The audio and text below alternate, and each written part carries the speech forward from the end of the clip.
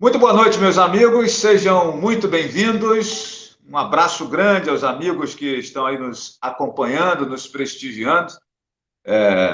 Sejam bem-vindos aqui à nossa conversa. Hoje, dia 25 de fevereiro de 2021, quinta-feira, eu tive o prazer de ser convidado pela Escola Criar para mediar aqui uma conversa sobre volta às aulas, nesse tempo aí de pandemia que está deixando muita gente assustada, muita gente deprimida, muita gente incomodada, né, com essas questões todas, né? E a Escola Criar promoveu aí está promovendo essa conversa nossa aqui. E o meu convidado para tratar do assunto volta às aulas é médico pediatra, com uma formação acadêmica muito interessante, atuação no Instituto Federal Fluminense, sobretudo nos grupos de trabalho aí da Fiocruz, da Fundação Oswaldo Cruz, né? Doutor Antônio Luiz Gonçalves Albernaz, é o nosso convidado aqui. Gostaria de aproveitar a oportunidade e pedir que você que está nos prestigiando compartilhe esse material que nós vamos aqui disponibilizar a partir de agora, são informações de utilidade pública. Doutor Antônio Luiz tem muito a nos orientar aqui, né, sobretudo nesse tempo de interrogações sobre Covid-19, sobre o coronavírus, né, e, sobretudo, a respeito da questão da volta às aulas, né, ele, como pediatra e uma experiência ampla nessa atividade, vai falar conosco sobre isso. Doutor Antônio Luiz, muito obrigado aqui pela sua presteza em estar conosco aqui nesta noite, conversando sobre um assunto tão importante. Seja muito bem-vindo, e o seu boa noite para os amigos que estão nos acompanhando, e desse boa noite você já faça a sua apresentação e uma introdução no tema que nós vamos tratar aqui a partir de agora. Bom, boa noite a todos. Primeiro, agradecer o convite, né, por essa oportunidade. Eu, como servidor público de uma estatal, da Fiocruz, que pertence ao SUS, e a gente tem visto o valor do SUS nessa pandemia, me sinto honrado em estar podendo contribuir para descomplicar um pouco as informações que existem, que estão um pouco. Eu acho que a pandemia ela impõe um ritmo muito forte, né, de novas informações, novos acontecimentos. Como o Flávio estava comentando agora há pouco, a questão política está embolada um pouquinho com a questão científica, técnica, e isso tem causado mais dúvidas do que compreensões. Então, a minha ideia aqui, né, eu acho que a ideia, né, de terem me convidado era tentar fazer um pouco essa interlocução, né, da ciência, do que está acontecendo em termos de realidade, de possibilidade na ciência, com a nossa realidade do dia a dia, né? O tema principal é a volta às aulas, né, se é seguro ou se não é, e eu vou tentar, então, rapidamente, numa introdução, ver se eu consigo já sanar algumas dúvidas. Eu recebi da Cristina uma série de perguntas que os pais da escola fizeram, né? Eu dei uma olhada aqui, dei uma olhada, não, dei uma estudada, eu li e vi que não tem muita, vamos dizer assim, as perguntas, as dúvidas, elas acabam se sobrepondo, elas acabam sendo muito parecidas, né? A contribuição é dar uma organizada nisso e mostrar que não é tão assim um bicho de sete cabeças entender o que está acontecendo e com informações claras que cada um consiga ter a sua formação de opinião, né? Formar a sua opinião e ter a sua posição em relação no caso, a esse tema da volta às aulas. Então, assim, a pandemia de coronavírus, né, o Covid-19, pandemia não é uma novidade na humanidade, né? Já tivemos várias pandemias, algumas como a gripe espanhola, que é a mais famosa, talvez antes da pandemia de Covid, né, em 1918. Tivemos recentemente uma ameaça de pandemia, até chegou a ser, mas não tão grave quanto essa, que foi do H1N1, né, cerca de 10 anos atrás. E agora a gente está vivendo nos nossos tempos, essa inédita pandemia de um vírus, coronavírus, que já é um vírus conhecido, mas que sofreu uma mutação através de trocas, né, de DNA, no caso RNA, que é um vírus RNA, com alguns animais que não se tem ainda certeza, mas é exatamente assim que os vírus eles se comportam. Eles sofrem mutações porque passam em outros animais que não são o ser humano e voltam para o ser humano estranhando o nosso organismo, sendo virulento, vamos dizer assim, agressivo. E no caso do coronavírus, ele tem uma característica que faz ele diferente dos outros vírus, que é uma rápida disseminação.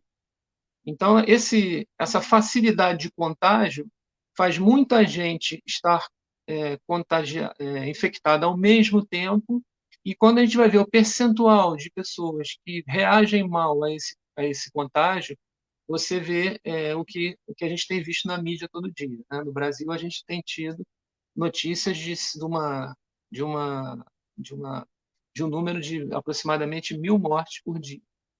Então, se você for ver a letalidade do vírus, né, a capacidade dele de matar na população em geral, ele gira em torno de 0,5% a 1%. Só que como ele infecta muita gente ao mesmo tempo, em números absolutos, você tem muita gente doente ao mesmo tempo, e nessa proporção, esse 1% acaba sendo, aqui no Brasil, no caso, 1.000 pessoas por dia. E aí a gente tem um outro problema, que é o colapso do sistema de saúde. A gente sabe que o SUS ele é um sistema de saúde que tem mostrado, tem se superado, inclusive, mas o SUS tem dificuldades, né, de financiamento e até agora no momento de desfinanciamento. Mas o grande problema é que se a pessoa fica doente e precisa de assistência e não tem essa assistência porque o sistema de saúde está colapsado. E é importante falar isso logo de começo, porque o manejo da pandemia, ele tem dois grandes eixos, na verdade três, né? Um é o manejo social. O manejo social ele está baseado nessa informação que eu dei agora, do rápido contágio. Então, por que o isolamento social? É para ninguém pegar? Não. Não é para ninguém pegar, porque 100% de não transmissão é quase impossível, né? Porque as pessoas circulam, nem que sejam nos serviços essenciais. Então, na palavra que for famosa agora, né, no lockdown, algumas pessoas vão continuar circulando, os profissionais de saúde, por exemplo, os transporte, os serviços essenciais. Então, você ter eficácia de 100% na transmissão só no isolamento social, no lockdown, não é possível, mas você diminui bastante a transmissibilidade e aí você consegue adequar o número de pacientes graves a uma capacidade do sistema de saúde de atender esses pacientes e o paciente não ter problemas por falta de assistência, né? De atenção, de cuidado. Então, assim, o manejo social da pandemia, ele tem principalmente este objetivo, né? De ter um controle um pouco melhor ou menos pior do número de pessoas infectadas naquele momento, e aí você vai ter um percentual menor de pessoas que vão precisar do sistema de saúde, seja por casos graves, que é o que a gente sempre costuma acabar iluminando, mas por casos também médios, que precisam de internação, mas acabam não indo para o CTI, intubação, coisa parecida, e casos leves, que também são bem incômodos, né? Tem pessoas que reagem, muita dor no corpo, né? Como se fosse uma gripe muito forte, e é isso mesmo, porque os sintomas de qualquer virose são provocados pelo nosso próprio sistema imunológico. Então, quando a gente pega uma virose, os sintomas que a gente tem é a reação do nosso corpo àquele vírus. E essa reação do nosso corpo a um vírus, ela é imprevisível, né? Ontem mesmo eu estava vendo a notícia de uma paciente eu vou esquecer onde é que foi, mas de 32 anos, que evoluiu mal e infelizmente faleceu. E aí na manchete estava dizendo assim, ela não tinha nenhuma comorbidade. Então a questão de ter comorbidade ou não, assim, não há ainda informações a respeito de como o vírus se comporta e quais são as pessoas mais vulneráveis, né? No caso, a gente tem hoje a vulnerabilidade ainda nos mesmos grupos dos outros vírus. O próprio vírus do influenza, que é o vírus do resfriado, né? O vírus que a gente toma vacina todo ano, ele tem no grupo acima de 60 anos, acima de 70 anos e pessoas que têm comorbidades, como diabetes, hipertensão, também o grupo que é mais vulnerável. Mas isso não é uma regra, né? Essas coisas não são matemáticas.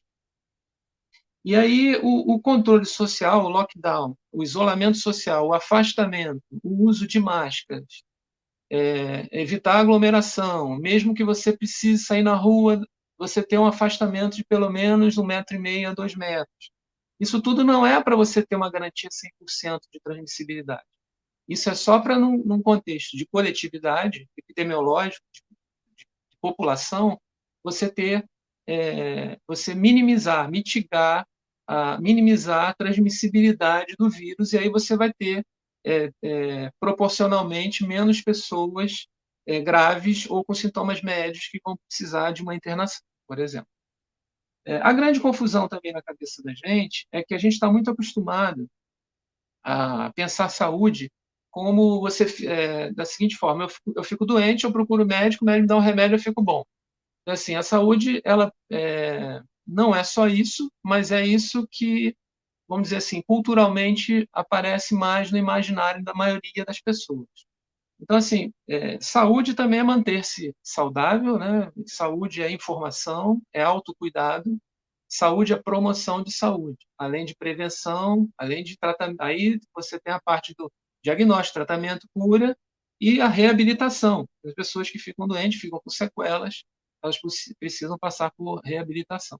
Então, nessa linha toda, a gente precisa ter essa visão mais ampla. A principal polêmica é exatamente essa, né? Se vocês perceberem, existe uma briga entre controle social da pandemia, que é o lockdown, medidas de proteção, afastamento social, e uma expectativa de controle farmacológico. Sendo que, cientificamente falando, não existe no momento nenhum fármaco que possa ser considerado a cura da Covid. Na verdade, para nenhum vírus.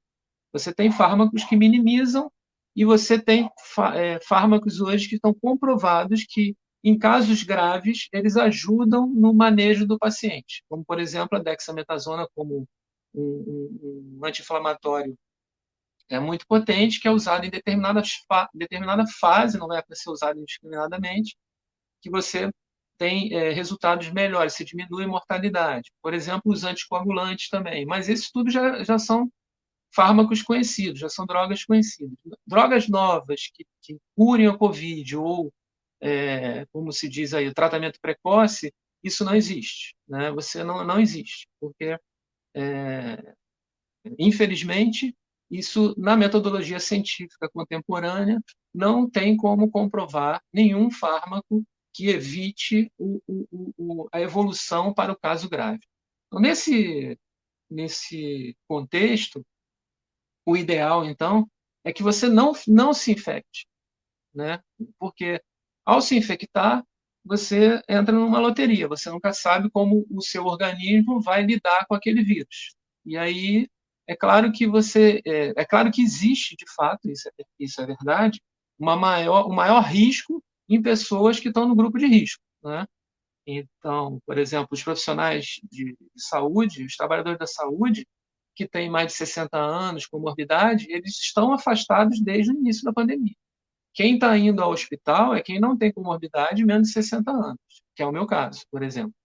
Eu, com todos os cuidados que eu tomei, convivendo lá no hospital que eu trabalho, e a Fiocruz fez um inquérito sorológico, ou seja, está testando sorologicamente todos os trabalhadores, independente de ter sintoma ou não, para ter uma ideia de infecção inclusive sem sintomas, eu me descobri infectado em junho do ano passado.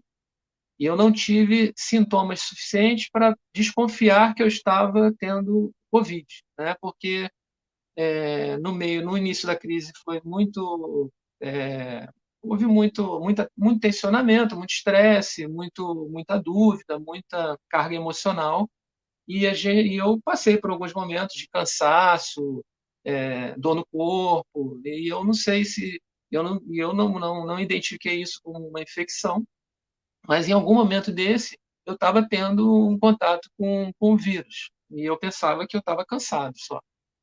Então esse manejo social da pandemia, né, afastamento e tal, ele é importante nesse sentido, de você garantir o menor número possível de infecção na população. O manejo farmacológico não existe, e, por enquanto, ou seja, não tem nada que mude a história natural da doença quando você está infectado, mas existem já novidades. A novidade é, se você evoluir mal, existem medicamentos que sim diminuem a mortalidade de casos graves, desde que essa pessoa tenha acesso à saúde. Aí volta aquele primeiro caso do manejo social, ou seja, tem que ter leito de CTI para que essa pessoa que evolua mal tenha a chance de um cuidado intensivo o mais rápido possível, de forma que diminua a chance deles de óbito, né, com esses medicamentos que já existiam, que provaram que tem algum impacto nos casos graves. E agora a gente tem as vacinas. Né? As vacinas, o que são as vacinas? Vacinas são as vacinas que a gente. Vacina para a gente não é novidade. As vacinas para o Covid têm usado várias tecnologias. Algumas tecnologias mais antigas, vamos dizer assim, mais conhecidas, como é o caso da própria Coronavac, que usa, é, que usa pedaços de vírus, né, inteiros, e tem vacinas mais que estão testando tecnologia pouco usadas ainda, que são as famosas vacinas de RNA. Se são seguras, se não são, se vão dar certo ou não vão, se tem uma eficácia grande ou não tem, eu prefiro, conversando com as pessoas que querem entender melhor essa questão da vacina, eu prefiro explicar da seguinte maneira. Vamos pegar que está a mais famosa, né, que foi mais comentada. No Brasil, a gente tem a associação da Fiocruz com Oxford, que é a vacina da AstraZeneca, às vezes eu me confundo, e a gente tem a Coronavac, que é o Butantan, uma empresa chinesa. Então, a Coronavac ela foi tida como uma vacina de 50% de eficácia. Esse 50%, 51%, 52%, esse 51%, 52% da eficácia dela é eficácia assim, se você tiver vacinado depois de 15 dias da segunda dose e pegar um coronavírus, você tem 100% de chance de não ser internado, entubado e de morte. Então, até agora, a vacina protege 100% das pessoas que entram em contato com o vírus. Né? 50% das pessoas não vão sentir nada. E cerca de 72% das pessoas vão ter algum sintoma de leves a moderados. Então, para mim, eu diria que até agora todas as vacinas elas dão proteção muito próximas de 100%. Né? Na verdade, nas pesquisas todas estão dando 100%, mas quando você põe na população, elas devem girar em torno de 97% a 99%, que é um percentual muito bom, de qualquer forma. Então, a questão da vacina é essa. Né? Não há como prescindir da vacina. E o ideal seria, né, você ter testes para fazer inquérito sorológico nos casos suspeitos, já pelo SUS mesmo, bastante teste rápido, teste sorológico que faz direto no sangue, e você ter vacina para todo mundo, vacinar o mais rápido possível toda a população, para que 15 dias depois da segunda dose, a população toda entre nesse percentual que eu acabei de comentar. Talvez para fechar essa introdução, falar das vacinas para crianças. Né? Então, assim, é normal que todas as novas vacinas, novas medicações, qualquer coisa nova que nunca foi usada, ela é testada por último em crianças e grávidas. Isso é normal, sempre foi assim. Não é uma novidade das vacinas do Covid. Então, pela rápida evolução das pesquisas em termos de vacina, né, nunca foi tão rápido o sequenciamento do vírus, nunca foi tão rápido a produção de vacinas. A gente tem cerca de 200 propostas hoje de vacinas em teste, e essas vacinas que a gente já conhece, né, do Coronavac, Tantan, a da Oxford com a Fiocruz, a Sputnik da Rússia, a Soberana de Cuba, todas essas vacinas, elas têm tecnologias, algumas semelhantes, giram em torno de 5, 6, e a gente tem cerca de 200 vacinas aí em testes, né? Então, nunca se investiu tanto em produção, em descoberta e produção de vacina, na verdade, descoberta, nunca se investiu tanto também na produção da vacina depois de testada e aprovada. E, por isso, as crianças não têm vacina ainda, mas os testes em crianças já começaram. A criança primeiro vai fazer em adolescentes, de 12 a 18 anos, e depois vai caindo até crianças mais jovens. Mais um, já tenho 24 minutos, né, de fala, mais ou menos. E, e, e é uma grande preocupação, assim, a criança, ela não tem sintomas, mas ela transmite. Então, existe uma grande dúvida. Teve um grupo de pediatras falando que a criança podia ir para a aula porque ela não tem sintomas, porque ela transmite menos e tal. Mas ela, de qualquer forma, transmite e ela pode ter sintomas e as crianças não foram expostas como os adultos. As crianças, em 2020, simplesmente não foram às aulas. Então, no caso de você expor a criança, como já tem acontecido em algumas escolas, a gente está vendo as notícias, se houver um contágio na escola de muita gente e muita criança infectada, a gente pode descobrir que os sintomas de crianças não são tão raros assim. É porque as crianças não estão sendo tão expostas como os adultos. Eu acho que, Flávio, deu para dar uma boa introdução, talvez tenha gerado alguma dúvida e talvez tenha tirado outras dúvidas também. Não tô te ouvindo. Não estou te escutando. Teu microfone está fechado.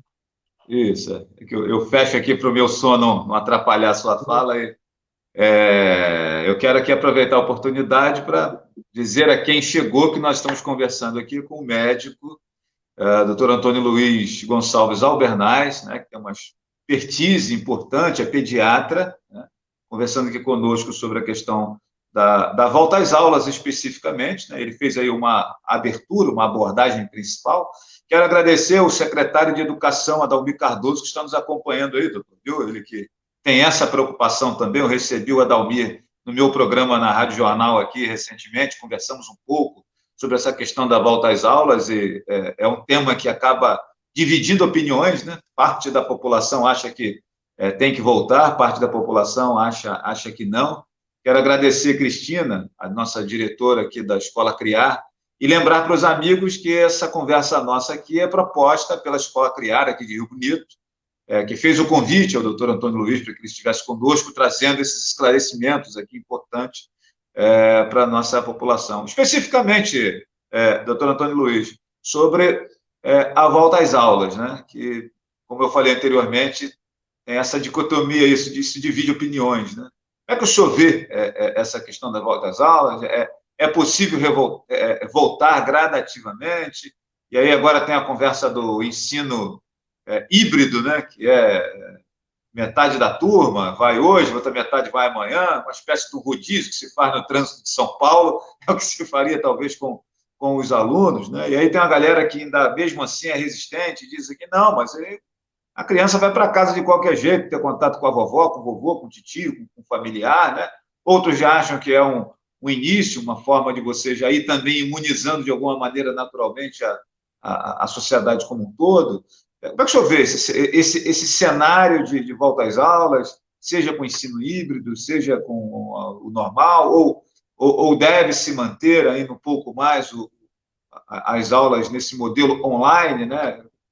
Efetivamente sobre o tema principal da nossa conversa aqui, como que o senhor vê, qual é a opinião do senhor sobre tudo isso? Então, Flávio, começando um pouquinho pelo final da tua fala, não é admissível contemporaneamente que a gente pense nessa forma de enfrentar a pandemia, expondo as pessoas para ir pegando uma imunidade natural, né? E essa ideia apareceu muito há um pouco tempo atrás e ainda persiste, talvez, em algumas dúvidas, mas isso vamos dizer assim, seria totalmente fora de qualquer. A gente estaria, sei lá, só se a gente tivesse ainda no século XIX, né, que a gente não tinha vacinas. Assim, a gente estando no século XXI, que a gente tem as vacinas, o que a gente teria que fazer é assumir que não houve um manejo ideal, infelizmente, no nosso país, em relação à busca das vacinas em tempo menor possível e na quantidade adequada para uma população de 240 milhões de pessoas, que é o Brasil. O Brasil é um país muito grande, né? Em contrapartida, a gente tem a Política Nacional de Imunização, que reconhecida no mundo inteiro, a nossa do Brasil, e a gente tem resultados excelentes em termos de vacinação, falando agora de todas as vacinas, principalmente na faixa etária da criança, né? É o cartão de vacina da criança. A gente tem políticas bem interessantes da própria escola exigir o cartão de vacina, tomar conta disso, né? Então, assim, é grave você encontrar, é muito difícil e é grave você encontrar crianças que estão com um calendário vacinal desatualizado. Então, assim, o que mudou de fevereiro, março do ano passado, 2020, para fevereiro de 2021? Em termos em termos de enfrentamento farmacológico ou em termos de vacina, mudou pouco, né? Porque a gente ainda não tem as vacinas que possam ser aplicadas nas crianças e muito menos nos adultos que vão estar em contato com as crianças, né? Em contrapartida, eu já vou adiantar aqui, para não ficar muito expectativa, eu não vou dar uma resposta de especialista. Eu não vou dizer assim, volte às aulas ou não volte às aulas, né? Eu vou tentar, como eu disse no começo, dar subsídios para que cada um chegue à conclusão que achar melhor, né? Vou tentar fazer vou fazer esse esforço e eu espero que eu consiga alguma coisa. Então, assim, não mudou pouca coisa, tá? Mas eu não posso, ninguém pode deixar de considerar todos os transtornos que essa quebra de normalidade tem trazido, alguns conhecidos e outros ainda vamos conhecer, na vida das famílias, na vida das crianças, na socialização das crianças. É sabido já, isso vai aparecer, um aumento considerável de questões de saúde mental nas crianças por esse isolamento. Mas, em contrapartida, a gente precisa ser sincero, né? Ter essa consciência de que pouca coisa mudou. Algumas coisas talvez ajudem a diferenciar um pouco esse período de agora com o do ano passado, início do ano passado com o início do ano agora. Por exemplo, a gente tem um pouco mais de informações a respeito do contágio e houve já uma curva de aprendizado, né? Então, assim, a população hoje, mais do que no início do ano passado, ela aprendeu a se cuidar mais, ela aprendeu a usar, hoje a máscara já é obrigatória, muita gente já está usando, todo mundo praticamente, é mais difícil você encontrar alguém sem máscara na rua. As escolas que optaram por oferecer uma volta, né? Assim, as autoridades, elas entendem que pode ser uma opção, né? Ninguém está obrigado a voltar à aula, né? O Estado poderia fazer isso, mas não fez isso. O Estado disse que pode voltar às aulas, mas quem não se sentir seguro não é obrigado a mandar as crianças para as aulas. Então, a gente tem esse modelo determinado pelas autoridades de que governamentais de que há essa opção. Dentro dessa opção, o que eu tenho visto, as escolas estão oferecendo um ambiente que seja o mais seguro possível. dentro das orientações científicas em termos de minimizar a possibilidade do contágio. É isso que a gente está vivendo no momento. Então, você ir à rua, ir ao supermercado, e dar uma volta na rua com o cachorro, visitar um parente, as pessoas hoje estão mais conscientes, tem que chegar, tem que lavar a mão, não pode tirar a máscara, não pode abraçar, né? É uma coisa, assim, vamos dizer assim, em termos de população, eu acho que tem mais gente hoje acreditando nisso, que já introjetou isso, que já usa isso normalmente, inclusive as crianças. Agora, em termos de crianças, por mais que a escola tenha todo o cuidado, né, como tem feito, né, diminuir o número de crianças que estariam ao mesmo tempo na escola, fazendo um revezamento, ou semanal, ou um dia sim, dia não, aí cada escola tem uma estratégia. Mas a estratégia ela visa só um objetivo, de dar mais espaço para as pessoas não ficarem aglomeradas. Então, as crianças vão à escola, usam máscara, aí tem, como eu conversei com a Cristina, tem uma matéria muito interessante da Alessandra também, que é a nossa referência lá no hospital, para falar sobre as questões da criança em escola, o uso de máscaras. Então, tem lá no site todo um estudo que ela fez, baseado no Ministério da Educação, Ministério da Saúde, OMS, de quais seriam os cuidados necessários para mitigar o contágio. Então, você mandar a criança com 2, 3 máscaras, ensinar para ela que tem que botar a máscara dentro, vai almoçar, vai comer uma coisa, tem que botar a máscara dentro de um saco, depois pega a máscara de novo, depois de 4 horas tem que trocar a máscara. Se a máscara cair no chão, tem que trocar a máscara. Aí a escola precisa disponibilizar máscara, porque às vezes caem duas máscaras no chão. Os professores estão mais vulneráveis, né? Seria muito interessante.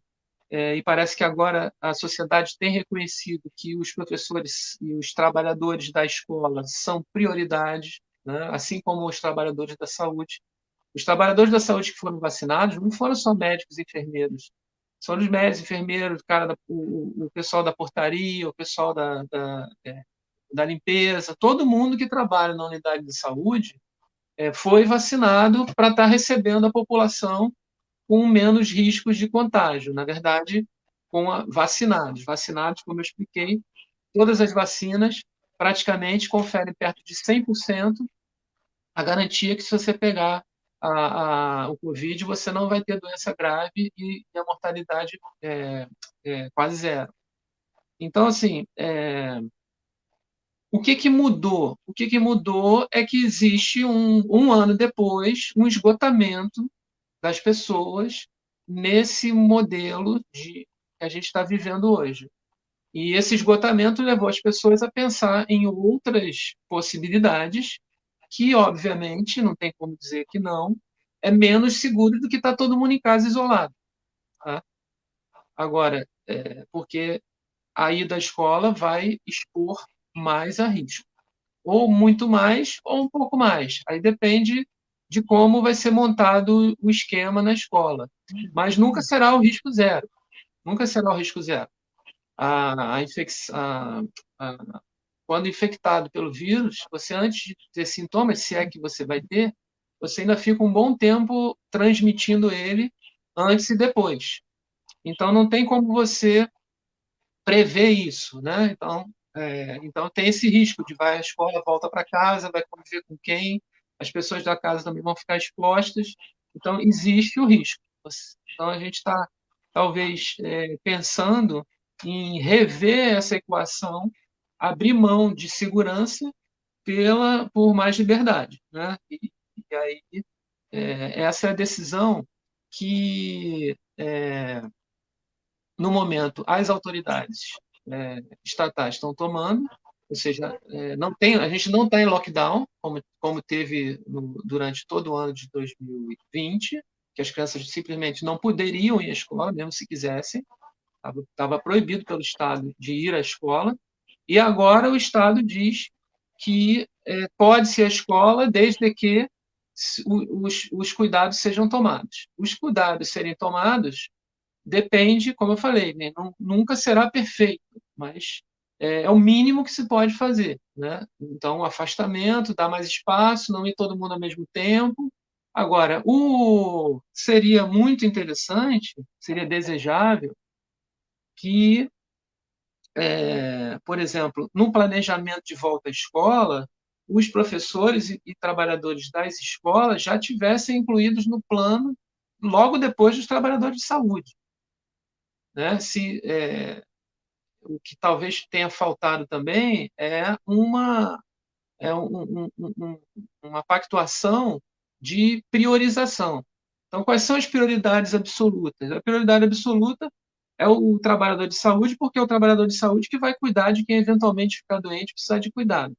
Então, ele vai se expor, não tem saída, né? Faz parte do trabalho dele. Agora, depois do trabalhador de saúde, qual seria a prioridade? Na verdade, junto com os trabalhadores de saúde, então, as pessoas com mais de 70 anos estão sendo a prioridade. Então, a gente vai, daqui a pouco, assim que for possível, acabar a vacinação das pessoas com mais de 60 anos, vai chegar até 60, de todos os trabalhadores da saúde. O ideal seria que isso tivesse sido pensado durante o ano de 2020. Assim, eu acho, também não vou aqui minimizar isso não, né? Assim, era possível para o Brasil ter conseguido a vacinação em tempos um pouquinho melhores, talvez não tão melhores do que a gente está fazendo hoje, mas melhores do que a gente está fazendo hoje seria possível. E aí seria possível pensar na volta à escola com menos riscos, principalmente para os adultos, né? As crianças, como eu falei, elas vão ser expostas, e aí mais crianças expostas, mais crianças reagindo ao vírus, talvez a gente veja que os sintomas de criança não são tão raros assim, talvez. E tem a tal da síndrome inflamatória multissistêmica pediátrica, que é chamada de SINP, que é uma manifestação relativamente rara, mas é uma manifestação grave que pode acontecer em criança, que aí teve uma época que se falou muito nisso. Então, ela é rara desde que não se exponha muito. Se tem muita criança exposta e infectada, o percentual aumenta e o número absoluto da raridade aumenta também. Então, são coisas que a gente precisa pensar. Mas, em contrapartida, como eu disse, a gente está vivendo outras situações que também não são proibidas de a gente pensar nela, né? E também não adianta a gente ficar agora, como se diz no popular, chorando pelo leite derramado. Mas é importante ter isso em mente para a gente poder, como cidadão, pressionar para que as autoridades priorizem os trabalhadores da escola, por exemplo. Pressionar para que as autoridades é, agilizem a produção e aquisição de vacinas.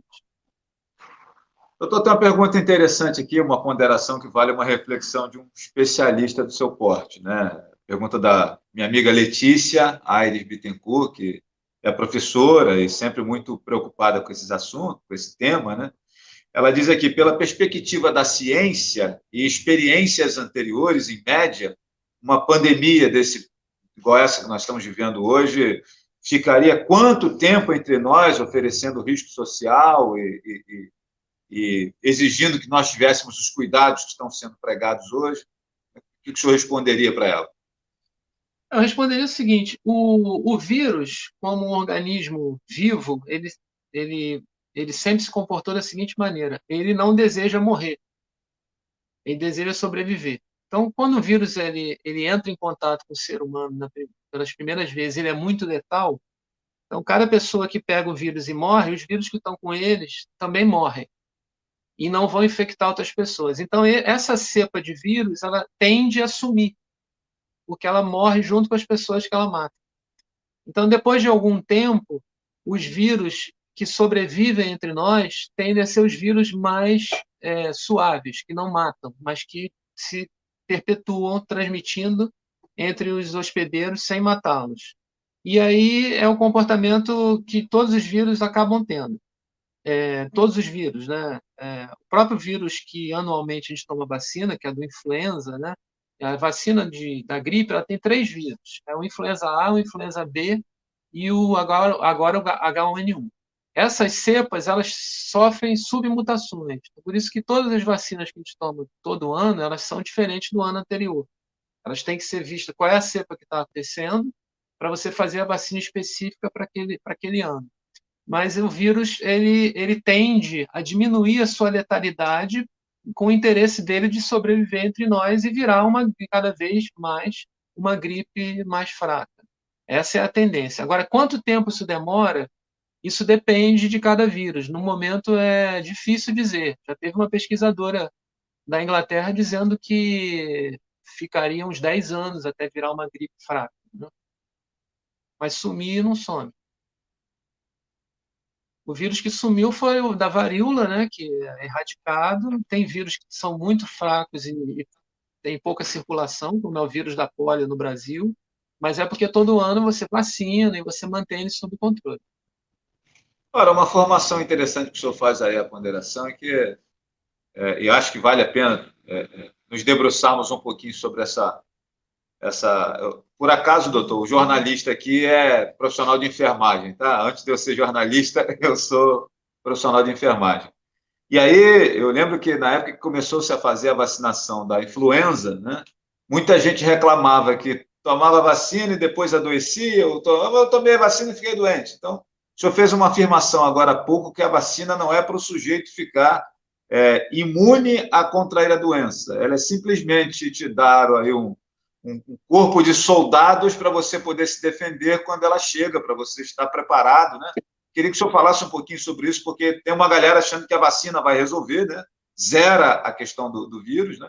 Não existe uma erradicação, existe uma preparação da sociedade para que ela esteja fisicamente preparada, né? Para enfrentar, no caso, aí, a Covid, o coronavírus. Queria que o senhor falasse um pouquinho mais sobre isso, porque daqui a pouco mais vão surgir os casos de mas como é que pode? Vovó foi vacinada e pegou coronavírus, né? Foi lá e deu um teste positivo.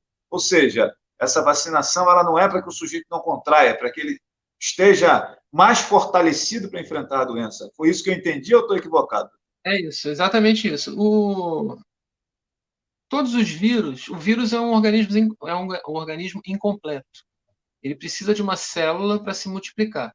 Então, quando ele entra num organismo, ele pega a nossa célula completa, utiliza todo aquele aparato da célula para se multiplica dentro de uma célula, essa célula explode e espalha mais os vírus dentro do organismo, eles vão infectar outras células e vão nesse ritmo se multiplicando dentro daquele organismo.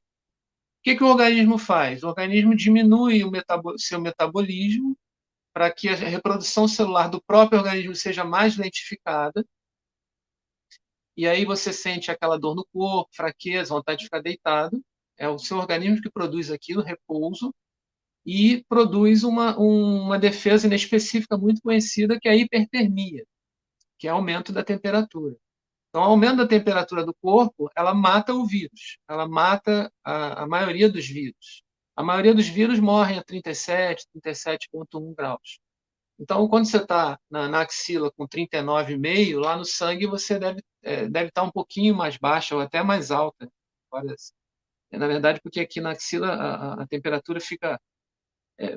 O interessante é que, assim, dentro do seu corpo, a temperatura esteja acima de 37,5, matando vírus. Então, você faz febre para matar o vírus, né? Que são a primeira. Eu, como pediatra, converso muito com os pais sobre isso, né? Não é para tirar a febre da criança. Deixa ela com febre. Febre nunca fez mal a ninguém. Muito pelo contrário. A febre é a nossa primeira e mais rápida defesa inespecífica, principalmente contra vírus. Então, a temperatura alta, ela mata qualquer vírus. Então, a febre alta é por causa disso. Depois de 3, 4 dias, a gente repara que todo mundo começa a melhorar. Começa a melhorar porque o corpo já identificou o vírus, já produziu o anticorpo específico, e esses anticorpos começam a ser produzidos em massa e começam a pegar os vírus e matar eles. Então, o corpo não precisa mais fazer temperatura alta, porque o sistema imunológico já produziu um anticorpo específico. Então, esse mecanismo é basicamente o mesmo para todos os vírus, né, com certas diferenças de comportamento. E, como eu disse, todo agente infeccioso você só vai saber o que ele provoca quando ele encontra o hospedeiro. Então, toda a doença viral ou bacteriana, em última análise, você só, você não, assim, você tem como comparar a maioria dos casos, mas assim, cada caso é um caso, que é uma máxima que a gente usa muito em medicina, porque você pode estudar, estudar, estudar, mas aquele paciente ele vai ser único sempre. E, então, assim, você pode ter manifestações às vezes horrorosas de vírus que são super comuns. Por exemplo, o adenovírus que costuma dar aquele nariz escorrendo, resfriadinho, ele pega algumas crianças e a reação é tão forte que elas têm uma pneumonia por vírus fortíssima, vai parar no CTI, fica muito, às vezes muito debilitada, às vezes nem sobrevive, ou então sobrevive com muita sequela, depois para se recuperar, e é o mesmo vírus que causa o resfriadinho na maioria das pessoas. Então, esse encontro ele é imprevisível.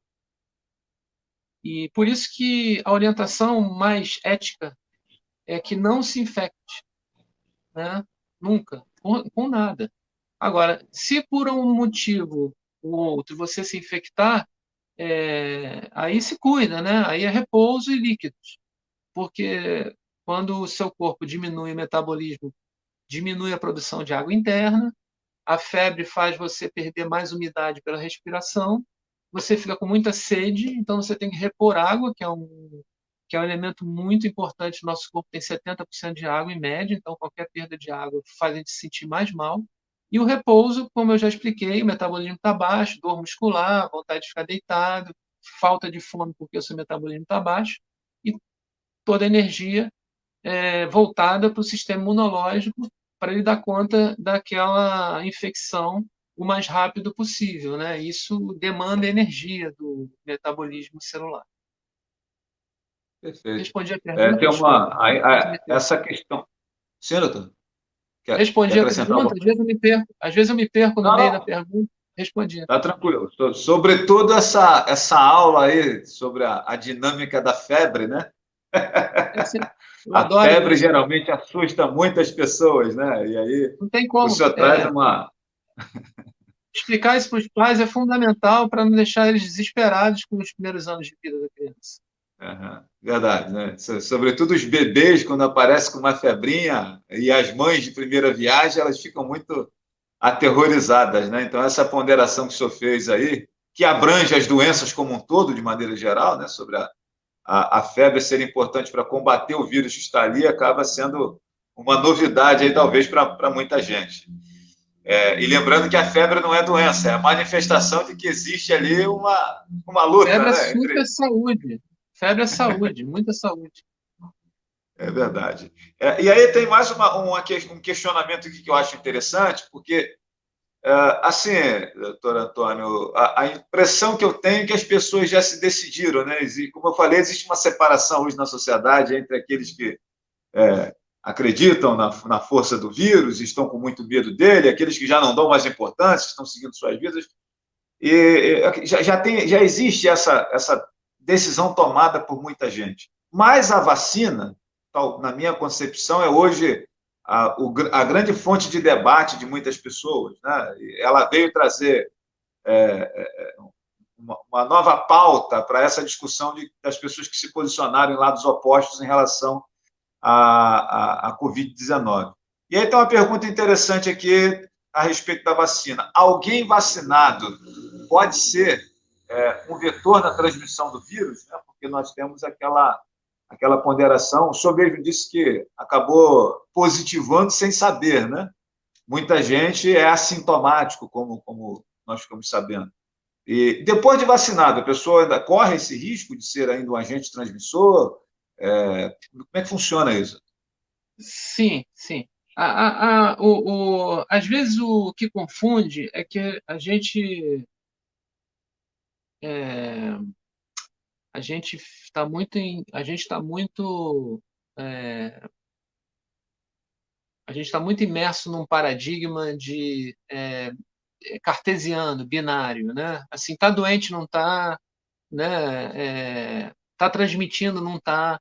Mas na verdade é mais complexo um pouco, né? Então, dentro de um espectro de possibilidades quase infinitas, A gente não tem como saber, por exemplo, depois que a pessoa, o que se sabe hoje, depois de 15 dias da segunda dose, das vacinas que são em duas doses, né? Porque tem umas que são em uma dose só, aí seria 15 dias depois da dose única, você estaria com a sua imunidade no máximo possível, né? Depende também, porque a sua reação à vacina também não é assim, está imunizado ou não está imunizado, como a gente já conversou aqui no começo. Então, dependendo da sua reação imunológica, aquele preparo, né, do seu organismo para lidar com uma possível infecção que a vacina te dá, você vai ter é, a, a sua reação se você tiver contato com o vírus. Então, você está lá vacinado, né, 15 dias depois da segunda dose, e alguém espirra, você não vê, você passa ali, respirou aquilo lá, o vírus entrou em você. O seu corpo vai estar lá, teoricamente, com o sistema imunológico lá, com a memória dele, já entrou em contato com aquele vírus, ele sabe o que fazer, já tem uma boa quantidade de anticorpo preparado para aquela situação, então ele vai ser muito mais rápido na resposta, e isso, como a gente falou, estatisticamente vai te dar 100%, quase perto de 100%, não é nada 100% da vida, mas perto de 100% de você não ter uma doença grave que te leve à morte, 72%, em média 70% de ter sintomas leves e 50% de não sentir nada. Agora, em algum momento, durante algum tempo, esse vírus vai estar com você e você vai estar se defendendo dele com a ajuda da vacina, né? Com o preparo que a vacina te deu. Nesse meio tempo, você pode infectar outra pessoa. Qual a conclusão simples dessa história toda? Estar vacinado não tira a sua responsabilidade de manter as medidas de afastamento, de cuidado, de uso de máscara, de lavagem de mão, não muda nada, nada, exatamente nada.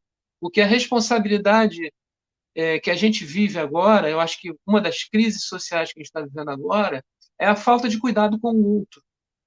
Então, por exemplo, eu não tenho comorbidade, eu sou jovem, tenho 18 anos e tal, então eu vou para a balada porque eu não vou, se eu pegar, eu não vou morrer, eu não vou ficar grave. Mas você pode infectar um outro que seja vulnerável. Então, existe a responsabilidade coletiva, né, das pessoas. Então, assim, vacinar não é uma opção. Se você não vacinar, você pode ser. Eu não sou bom, não tenho essa informação, mas você pode ser enquadrado como na lei da responsabilidade sanitária, né? Você tá levando em risco a outra pessoa, né? Como tem com as crianças, né? Teve uma época que houve um movimento da antivacina, então eu não vou vacinar meus filhos porque eu não acredito em vacina. Você não tem essa liberdade de opção. Você tem uma responsabilidade coletiva e uma responsabilidade, no caso da criança, de ser tutor da criança, que não te dá poderes plenos, inclusive para você tomar um tipo de decisão dessa. Assim como uma discussão muito importante, vou pedir licença para comentar rapidamente, o médico não tem essa autonomia que alguns colegas estão. Colegas não, porque eu não considero esse tipo de médico meu colega, que algumas pessoas que têm diploma de médico estão dizendo: eu posso prescrever qualquer medicação. Negativo. O médico, antes de mais nada, antes de qualquer um, ele tem que estar atuando dentro das limitações que a ciência lhe dá. Ele precisa, é obrigatório, não é opcional, ele precisa estar fundamentado nos livros, na ciência, na atualização. Então, ao médico não é permitido o uso de qualquer medicamento. Ele pode, a autonomia do médico, ela existe sim, mas dentro de um universo que não é infinito. É dentro de um universo determinado pela ciência, a medicina alopática ocidental, né? Eu não estou falando de medicina tradicional chinesa, não estou falando de outras áreas que eu não conheço. Mas dentro da medicina alopática ocidental, a gente tem um limite, a gente tem autonomia dentro desse limite e tudo tem que ser muito bem justificado se for questionar.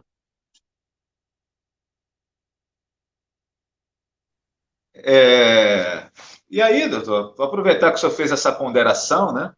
O nosso amigo Marcelo Forni, que é amigo empresário aqui da cidade participando aí também, obrigado. Aliás, eu quero agradecer, muita gente acompanhando, muita gente nos prestigiando, e aí o Marcelo fez aqui uma ponderação, né, meio que uma provocação, falou sobre a importância das autoridades estarem coordenadas nesse assunto, né?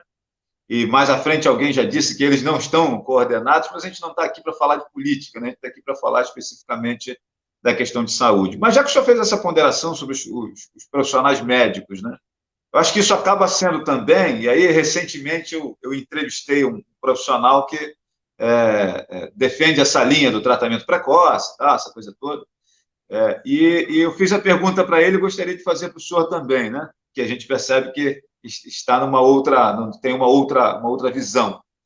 Isso não acaba também trazendo uma confusão muito grande, né, na cabeça da população, porque você tem, às vezes, dois profissionais muito respeitados, muito considerados, né, que um defende uma ideia e o outro defende outra, e eu que não sou nada, né, eu não sou especialista, a minha função eu sou mecânico, eu trabalho no posto de gasolina e tal, e aí eu até contei para ele uma coisa que aconteceu comigo. Na minha timeline no Facebook esses dias, nós tínhamos dois médicos daqui da cidade de Rio Bonito, extremamente conceituados, extremamente queridos, né, amigos da gente, e aí eu achei interessante que um defendia o tratamento precoce e logo na sequência o outro vinha falando exatamente contra e trazendo uma série de ponderações na linha das pessoas se resguardarem e tal. Eu fiquei imaginando, cara, como é que deve ficar a cabeça da população diante dessa dicotomia de ideias, né? Tudo ainda muito incipiente, tudo muito novo, até para os profissionais que estão estudando, né? No início a gente via que algumas medicações eram recomendadas, outras condenadas, depois se descobriu que uma que funcionava, outra que já era receitada já não era mais tão interessante assim, porque tudo é muito novo para todo mundo, né?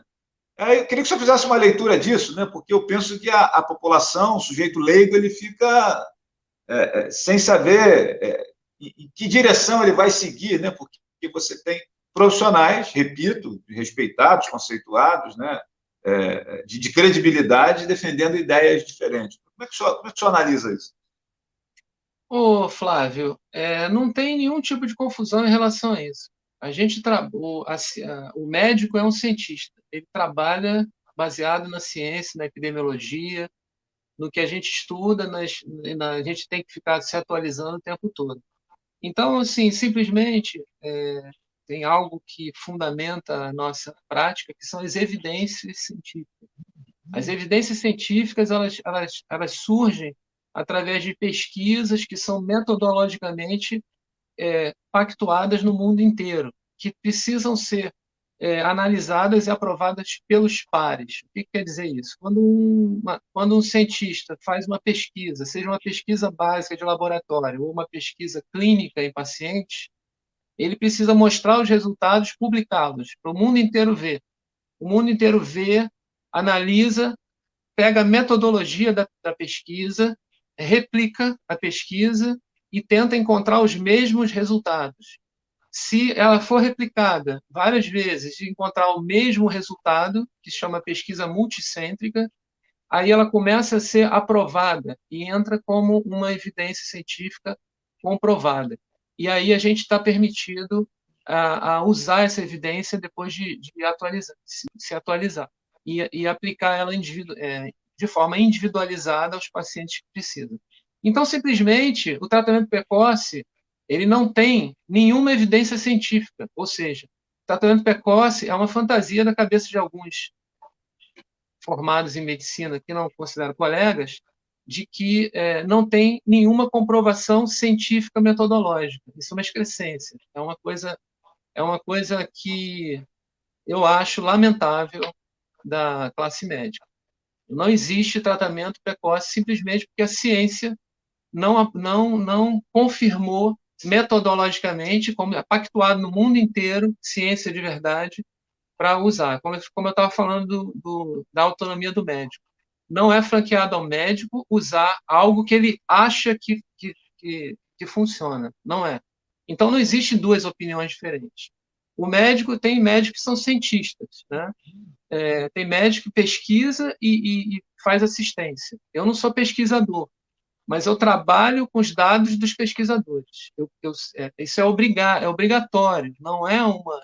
Por ser médico, eu não posso botar na medicina, que é um conhecimento que não é meu, medicina é milenar, eu simplesmente sou uma pessoa, um cidadão que estudou medicina, cumpriu todos os requisitos que a sociedade exige para que eu me forme e exerça a medicina, e eu estou submetido a várias regras e vários limites éticos e morais, e científicos, obviamente. Então, não me é permitido usar uma coisa que eu acho que funciona. Isso nunca foi uma dúvida, na verdade. E só para complementar, isso não, na verdade, isso não tem polêmica, né? Isso é uma época triste que a gente está vivendo, de criar dúvida na cabeça das pessoas, por uma coisa que não tem dúvida. Isso qualquer médico bem formado, aí sim os meus colegas sabem disso. Isso não é nenhuma novidade, né? E, isso faz parte da boa formação e da ética e da ética médica. Então, e a outra coisa sobre o político, né? Assim, o SUS é um sistema de saúde que está em lei desde 1988, né? Na verdade, 1990. Depois da Constituição Cidadã de 1988, em 1990 a gente cria um sistema de saúde. O SUS foi criado, é o nosso sistema de saúde por lei, e ele é fundamental para o cuidado das pessoas. Então, assim, o SUS ele tem a sua forma de funcionar, ele tem uma coordenação central que é do Ministério da Saúde, ele tem os estados e os municípios com a sua autonomia, mas a sua autonomia é dentro também de um limite que as leis dão, o limite da autoridade do município, tem município que é gestão plena, mas assim, se você pegar um sanitarista, que é o profissional que entende de sistema de saúde e sabe conduzir o sistema de saúde de uma forma correta, como está na lei, como está preconizado. E sim, quem inventou o SUS, quem propôs o SUS e botou na lei, foram pessoas que estudavam isso desde 1950.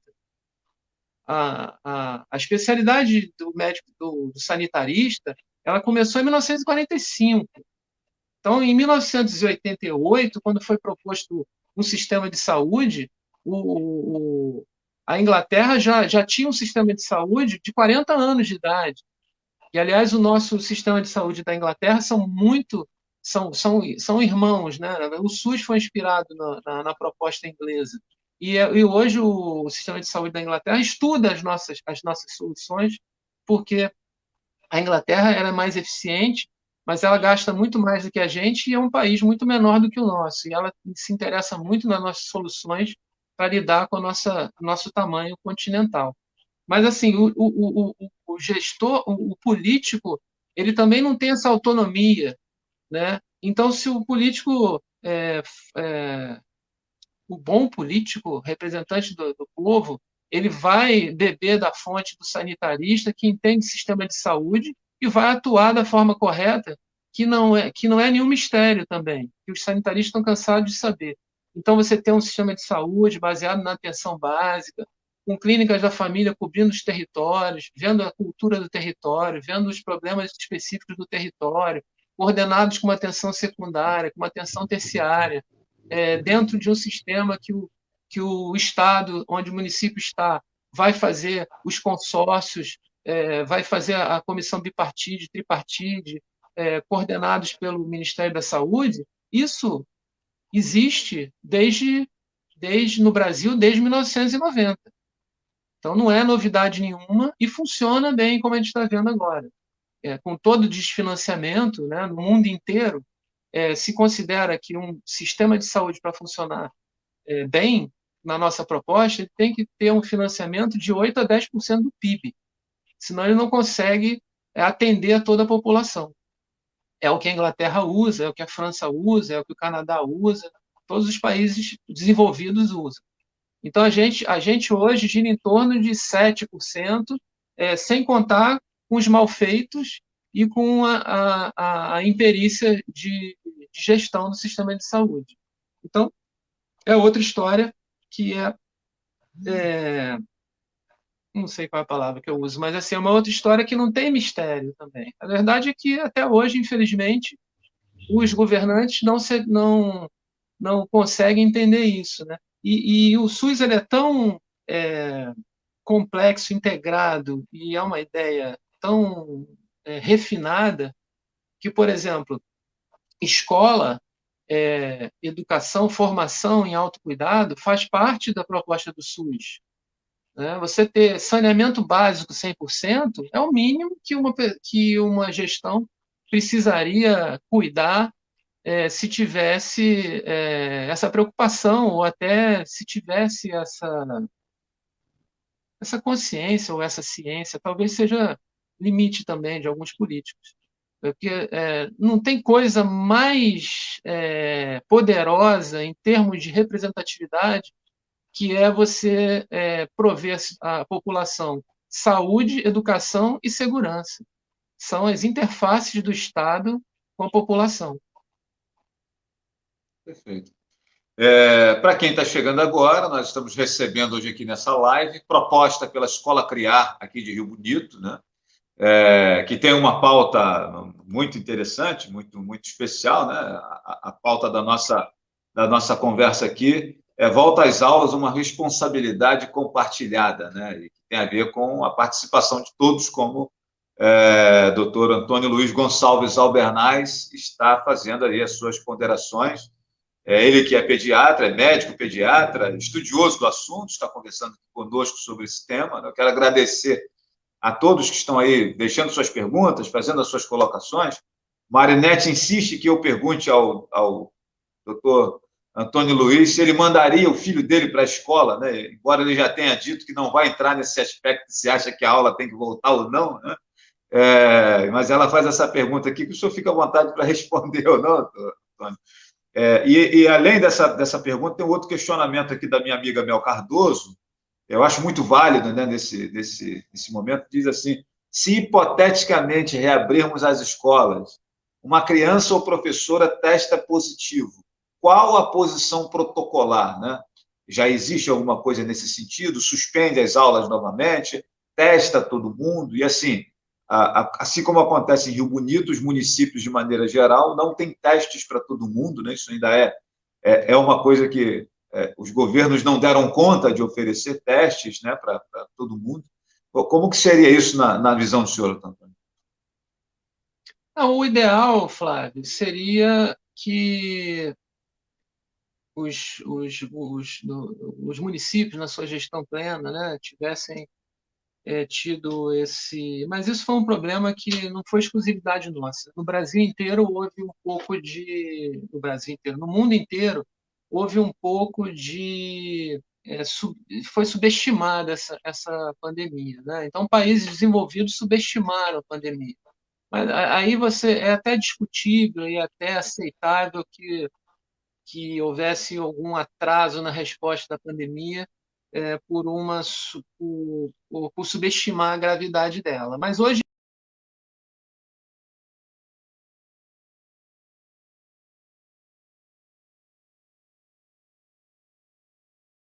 mais conscientes, eles devem estar se empenhando muito em fazer coro, né, junto com os outros prefeitos, governadores de estado, etc. A gente tem bons exemplos no Brasil, né, para quem está acompanhando, não vou citar aqui para não parecer parcial, mas a gente tem bons exemplos no Brasil de municípios e estados que estão lidando muito bem e estão tendo resultados medidos nas estatísticas, isso é importante. Porque não basta dizer, eu estou fazendo bem, eu estou fazendo bem. Tem que ver o resultado medido em estatística. Então, tem municípios que estão saindo bem, tem governadores de estados que estão saindo bem, e a testagem é fundamental. Então, em relação à escola, o que é importante dizer é que a responsabilidade de mandar o filho para a escola ou não, ela é dos pais das crianças. Né? O que a escola tem de responsabilidade, na verdade, é mostrar que ela está seguindo todas as recomendações que os governantes estão colocando para possibilitar a ida à escola. Eu acho que não é questão de você concordar ou não, entendeu, Flávio? Não é questão de eu estar de acordo ou não. Né?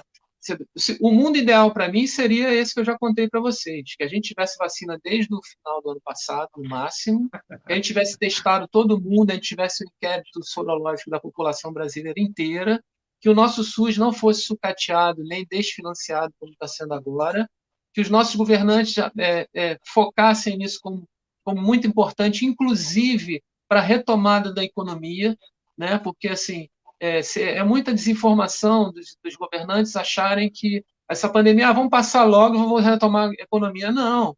A economia só vai ser retomada quando todo mundo tiver vacinado, todo mundo tiver testado, quando todo mundo estiver seguindo as orientações. E os governantes, eles têm que manejar de forma dinâmica essa crise.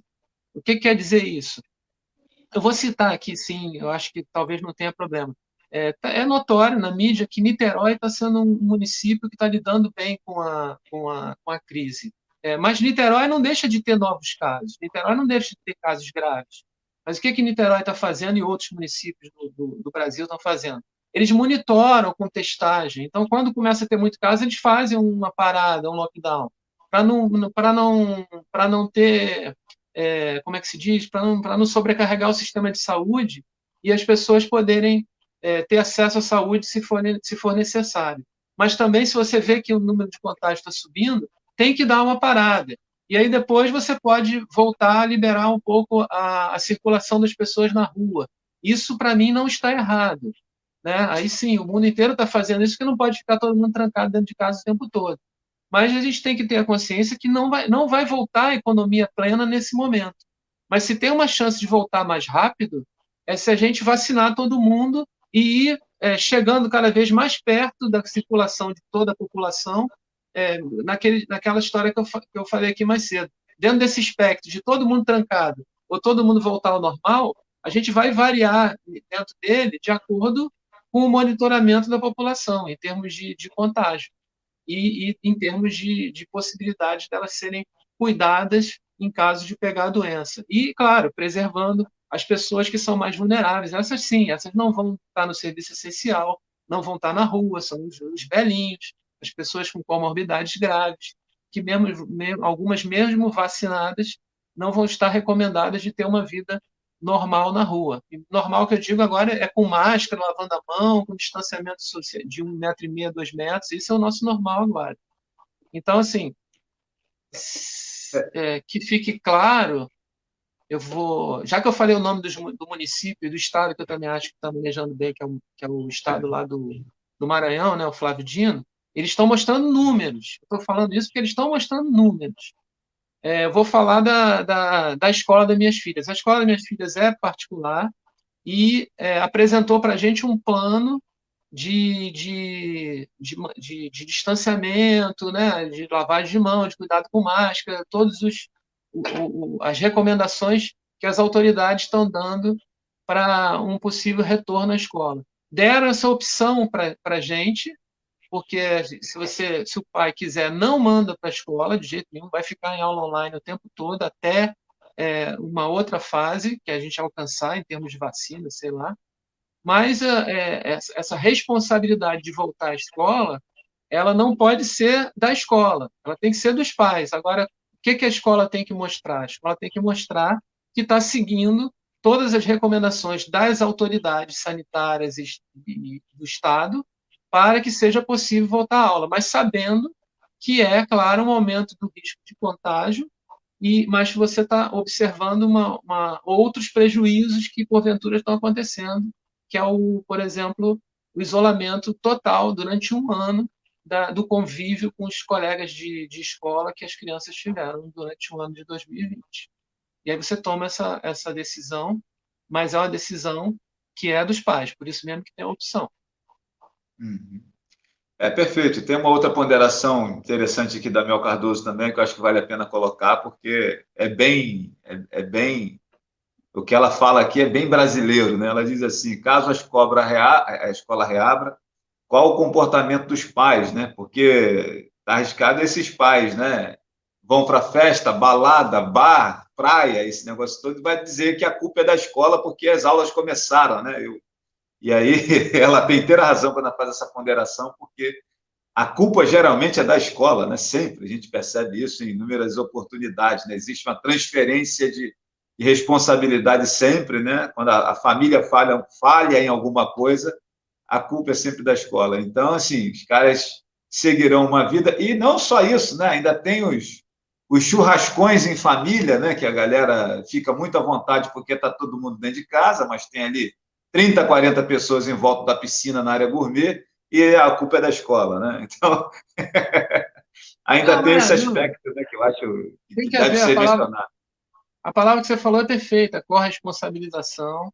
Mas no caso de mandar para a escola, existe a opção de ficar na aula online. Mas eu acho que aí cada casa, né, vai ter que aí é o que eu me proponho aqui, como eu falei no início, né, dar informações suficientes para as pessoas tomarem as suas decisões e formarem as suas opiniões. Por isso que eu acho ruim eu dizer o que eu decidi, porque eu obrigatoriamente me transformo num formador de opinião e, como você está falando, especialista e tal. Então as pessoas tendem a comprar a opinião pronta. E eu, pedagogicamente, não acho isso certo. Não acho isso certo. Eu posso dizer, eu acho que eu devo dizer no máximo que a escola das minhas filhas está oferecendo a opção de estar lá e está mostrando os cuidados que ela está tomando e baseado em quê? Ela está mostrando as referências dos cuidados que ela está tomando para permitir que as crianças possam ir à escola. A decisão é nossa, aqui de casa. E eu pergunto para. A decisão é nossa e tanto é que existe a opção, não é obrigado a mandar a criança para a escola. A minha grande preocupação, embora a gente esteja aqui numa live de uma escola particular e as minhas filhas também estudam na escola particular, a minha grande preocupação são as desigualdades sociais, obrigando, talvez, forçando uma volta às aulas das escolas públicas, onde a população tem muito menos condição de se defender dessa questão sanitária que a gente está vivendo agora com a Covid-19. Eu fico bem mais preocupado, na verdade, com isso. Não por falta de capacidade de entendimento da população mais socioeconomicamente favorecida, não é isso, não. É por falta de condições materiais da desigualdade social. E é isso que me preocupa, porque a pessoa fica, na verdade, com uma falsa sensação de ter uma opção. Agora, em caso das escolas particulares, não. A gente pode se informar bem, a gente pode ter a nossa posição bem clara e a escola que vai seguir a orientação, né, das autoridades e vai dar a opção das aulas presenciais, eu sugiro que siga as orientações, que inclusive no site da própria Fiocruz tem tudo lá, tem todas essas orientações, mas não tem a decisão dizendo se deve voltar ou não deve. Tem as orientações que seguem as decisões das autoridades do Brasil de permitir a volta às aulas presenciais. É muito importante que, nesse processo, né, de civilizatório que a gente está vivendo, pessoas como nós, que temos acesso à informação, a poder estar formando a nossa opinião baseado em informações seguras, a gente que tem capacidade, inclusive, de procurar informações por si só, não, né? A gente não precisa nem estar perguntando para ninguém, a gente pode procurar. Hoje é muito fácil buscar informação em fontes confiáveis, que a gente forme a nossa opinião e sabendo que a nossa postura vai influenciar a opinião de outros, né? Então, todo mundo é, de uma certa forma, formador de opinião quando toma suas próprias posturas. Então, é importante porque a gente tenha essa visão do coletivo e que saiba que não existe risco zero. Aí só para assim, o manejo da pandemia foi muito subestimado. No Brasil, talvez, em alguns casos, até negligenciado. E isso é um problema que não tem como voltar atrás, mas a gente teria como, daqui para frente, tentar se adequar ao melhor possível para viver uma pandemia, né? E isso é uma responsabilidade dos governantes que se se candidataram para ser eleitos e estarem, né, fazendo essa gestão da população. A população confia nisso, gostaria de confiar, quer que faça, mas a gente também não pode só confiar, a gente tem que pressionar, a gente tem que dizer que a gente está entendendo o que está certo, o que está errado, e dependendo do resultado ou não, seja em Rio Bonito, seja em Niterói, seja no Maranhão, a gente tem ainda o voto de 4 em 4 anos. Perfeito. Tem um grande debate também em relação a, e já finalizando, né, já caminhando aqui para o final da nossa conversa, um grande debate que se faz também, doutor Antônio, é sobre a questão do público que vai ser vacinado, né? Estou olhando aqui até agora no meu WhatsApp aqui, já tem um protocolo novo aqui da Prefeitura de Rio Bonito, aproveitar para anunciar para os amigos isso, né? A partir do próximo sábado começa a se vacinar as pessoas com idade maior que 80 anos, né? Até então estávamos com um protocolo aqui de 90 anos, né? A partir de sábado começa.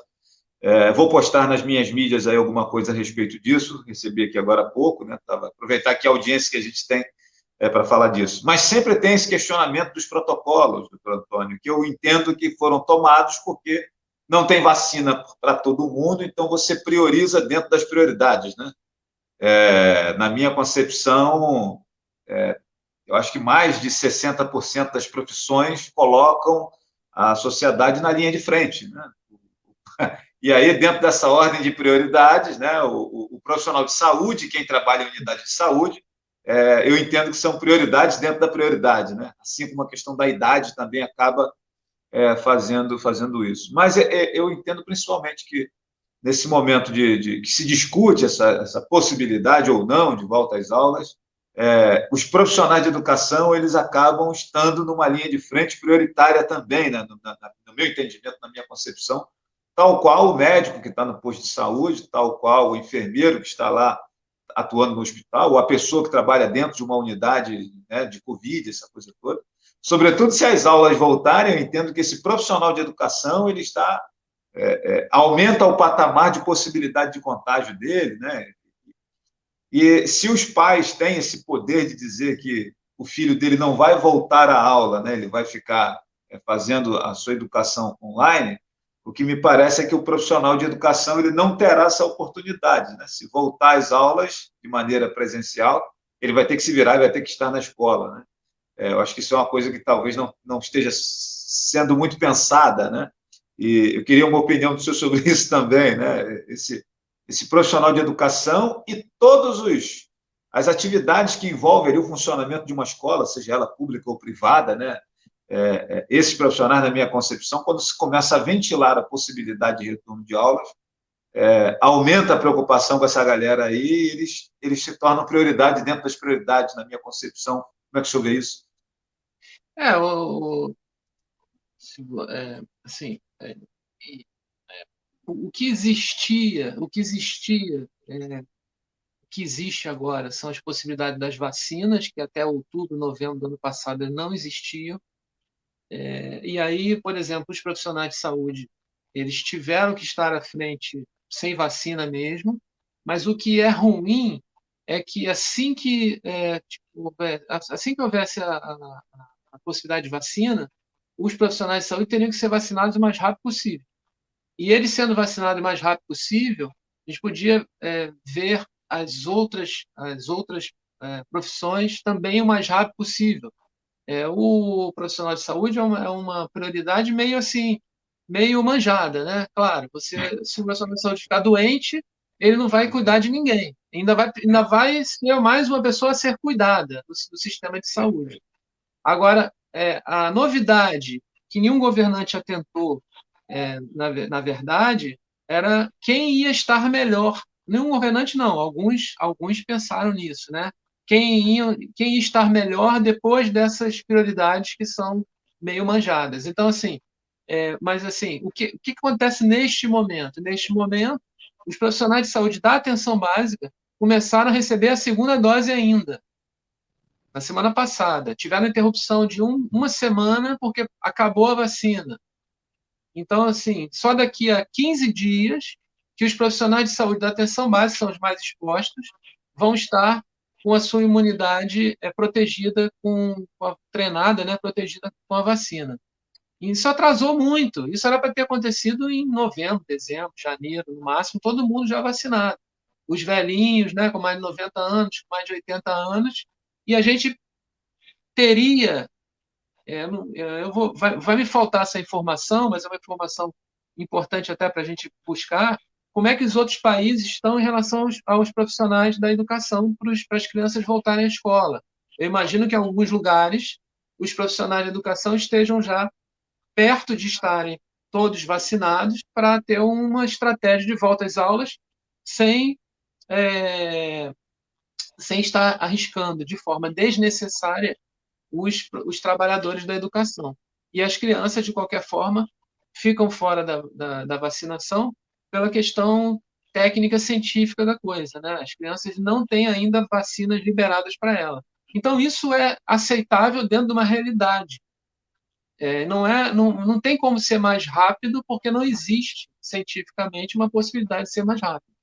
Mas o bom gestor, ele está ali pertinho talvez nenhum gestor vai conseguir ser perfeito, porque tem uma série de outras questões envolvidas, principalmente aqui no Brasil, mas eu estou falando do melhor país, talvez, a Inglaterra, o Canadá, não sei como é que eles estão.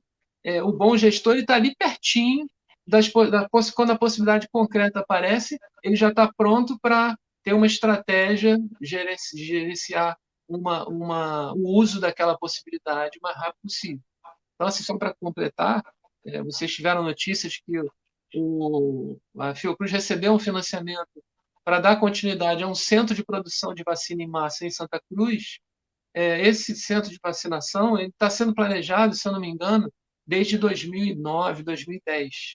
E aí vem crise, aí para um pouco, aí investiram 3 bilhões, ele estava razoavelmente adiantado, agora botaram mais 3 milhões. Porque a ideia havia um planejamento de autossuficiência do SUS, que mudou consideravelmente por causa de uma noção de que agora o mundo todo está vendo isso, né? Não só o Brasil, mas Estados Unidos, a Europa, que assim tudo agora é feito na China. Aí olha só que coisa interessante. Uma pandemia começa justamente na China. É claro que a China, que tem toda a capacidade de produzir tudo, ela produziu primeiro para os seus 1 bilhão e 400 milhões de habitantes. Depois que ela começou a produzir para o resto do mundo. E aí, aqui no Brasil, a gente teve problema de ter máscara. Máscara, qual é a tecnologia de produzir máscara? O problema de produzir máscara aqui no Brasil é que não tem fábrica de máscara. Todas as fábricas eram na China. Então, quando parou de faltar EPI, né, os equipamentos de proteção individual, máscara, avental, propé, touca, óculos e etc., foi porque a pandemia arrefeceu na China e também na Europa, que consumia muito. Aí começou com os Estados Unidos, teve aquela história que os Estados Unidos confiscou o avião que vinha da China e desviou para lá. Teve aquelas histórias, não sei se vocês lembram, mas o Brasil ficou aqui esperando máscara cirúrgica. E a gente começou a produzir máscara cirúrgica usando, aqui no Rio, por exemplo, lá no hospital, a gente fechou alguns convênios com fábrica de biquíni em Friburgo, que tem o pessoal que trabalha costurando biquíni, roupa íntima, aquelas fábricas de roupa que tem aqui em Friburgo, e a gente deu orientação técnica de como fazer, conseguimos comprar o tal do pano TNT, né, o tecido não tecido, que é adequado para produzir máscara de proteção, para produzir máscara de proteção e guardar as máscaras que são produzidas mais tecnicamente para o pessoal de centro cirúrgico, como sempre foi. Mas isso não é necessário, isso é desnecessário. O que a gente precisa é ter um sistema de saúde autossuficiente em tudo que é possível. Só não vai ser autossuficiente em que a gente não tiver tecnologia para produzir ainda, que a gente vai depender de royalties, porque tem que pagar royalties, tem que produzir em outro lugar e tal. Mas mesmo assim, um dos motivos da Fiocruz ter fechado o convênio com Oxford é que dentro do contrato tinha transferência total de tecnologia. Isso interessou a Oxford, interessou o Brasil. Então, assim, é importante que tenha essa filosofia, essa mentalidade de autossuficiência em todas as áreas. E o Brasil tem essa capacidade há muito tempo. O Brasil chegou a ser a sexta economia mundial. Tudo que tem no mundo hoje, o Brasil é capaz de produzir, desde enriquecimento de urânio até uma máscara cirúrgica, né? Perfeito. Bom, gente, a conversa está muito boa, né? Mas nós tínhamos aqui uma previsão de 50 minutos de conversa com o doutor Antônio Luiz, e já estamos, eu acho que com 1h30, né, de conversa, e eu quero agradecer muito a rapaziada que está nos acompanhando, o público que está nos prestigiando, as pessoas que estão aí ligadas aqui na nossa live, né? E lembrando que a iniciativa é da Escola Criar aqui de Rio Bonito, de provocar aqui essa conversa, né? Quero agradecer a nossa tia Cristina, como nós chamamos, né? Que é a nossa professora e diretora, gestora da Escola Criar, né? Que me convidou para fazer essa mediação aqui. Muito obrigado, Cristina. Um abraço grande. É sempre prazer colaborar com a Escola Criar, com quem eu tenho grande simpatia e estima, né? E foi um prazer grande, doutor Antônio Luiz, conversar com o senhor aqui, dialogar, trazer as suas opiniões, suas informações, seus estudos, suas pesquisas, né? Sua análise diante desse momento dicotômico, infelizmente, que nós vivemos em relação a um assunto que é tão determinante, que é tão vital para a nossa, digamos, para a nossa sobrevivência, né? E abrir esse espaço aqui agora para o senhor se despedir das pessoas que estão nos acompanhando, né? O doutor Antônio me disse ali em off, antes de começarmos, que não fica muito à vontade com esse senhor, mas é o hábito do jornalista de chamar o convidado de senhor e senhora. Então, suas palavras finais aqui para as pessoas que estão nos acompanhando nessa oportunidade. Lembrar que essa live ela vai ficar disponível aqui na minha página, para quem não viu, para quem quiser assistir depois, né? Posteriormente, eu também disponibilizo no meu canal no YouTube e eu mando os links aí para os amigos, para a galera da Escola Criar. Alguns pais queriam, né, que estavam ansiosos aí para poder assistir, mas não puderam por força de trabalho e de outros compromissos, mas ela vai ficar disponível aqui no Facebook para quem quiser assistir e posteriormente eu coloco também no meu canal no YouTube. E vou pedir aqui licença à professora Cristina, diretora da Escola Criar, para eu reproduzir amanhã no programa Flávio Azevedo, na Rádio Jornal 1340, a partir das 3 da tarde, essa conversa muito instrutiva, né, aqui com o doutor Antônio Luiz Gonçalves Albernaz. Eu agradeço muito aqui as suas ponderações e suas palavras finais, doutor, para os nossos seguidores e pessoas que estão nos acompanhando aqui nesse nosso papo. Muito obrigado. Bom, Flávio, foi um prazer estar aqui com vocês. Eu gosto muito porque eu me sinto cumprindo a minha missão. Se eu for capaz de minimamente subsidiar a todos os seus seguidores para tomada de decisão mais responsável, com autonomia e de forma coletiva, eu fico muito feliz. Como eu comentei com a Cristina, eu sou servidor público da Fiocruz, e que é que é uma unidade do SUS e que, independente de ser uma orientação para uma escola privada, o SUS ele é para toda a população brasileira indiscriminadamente. É isso que eu defendo, é isso que eu acho que tem que ser, e que eu me sinto orgulhoso de ser servidor público e me sinto também muito satisfeito se eu conseguir minimamente dar esse subsídio para a decisão de cada um e que essa decisão tenha um grande amparo, um sentimento coletivo também de autocuidado, sabe? Espero que todo mundo consiga. Foi um prazer. Foi um prazer grande, doutor. Um abraço, então, a todos, né? Os amigos que estão nos acompanhando, uma boa noite, um beijo no coração de todos, né? E a gente vai encerrando por aqui, agradecendo o carinho, agradecendo a audiência, agradecendo a Escola Criar e cumprimentando a Escola Criar, sempre pioneira no fomento ao debate, às discussões, à provocação de pensamentos, né? Muito, muito bacana, muito legal. Meus cumprimentos aqui ao meu amigo Humberto Correia, a professora Cristina e a todo o corpo de trabalho da Escola Criar. Um abraço grande, um sucesso. conte conosco aí quando precisar mandar algum recado para Rio Bonito. Podemos fazer outras lives falando sobre outros assuntos. Eu gostei muito da nossa conversa aqui. Tá, já estou à disposição, eu que agradeço. Grande Valeu. abraço aí, bom. Então, valeu, gente. Abraço grande. Tudo de bom.